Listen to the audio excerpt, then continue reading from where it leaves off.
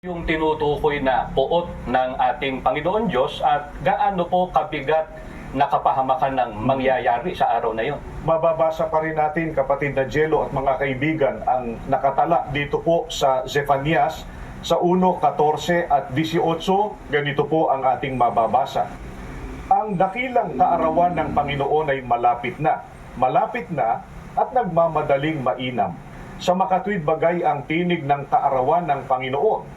Ang makapangyarihang tao ay sumisigaw roon ng kalagim-lagim, kahit ang kanilang pilak o ang kanilang gintuman ay hindi makapagliligtas sa kanila sa kaarawan ng kapuotan ng Panginoon, kundi ang buong lupain ay masusupok sa pamamagitan ng apoy ng kanyang paninibugo sapagkat wawakasan niya.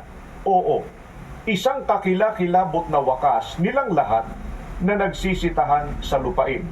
Mga kaibigan, ng puot ng Panginoong Diyos na doon ay dapat maligtas ang tao. Ito po ang kakilakilabot na wakas ng mundong ito na yun din ang dakilang kaarawan ng Panginoon. Tinatawag din po sa ibang talata ng Biblia, araw ng paghukom. At kung gaano po kabigat ang mangyayari sa araw na yon, ang sabi po sa talata na ating binasa, ang makapangyarihang tao ay sumisigaw roon ng kalagim-lagim.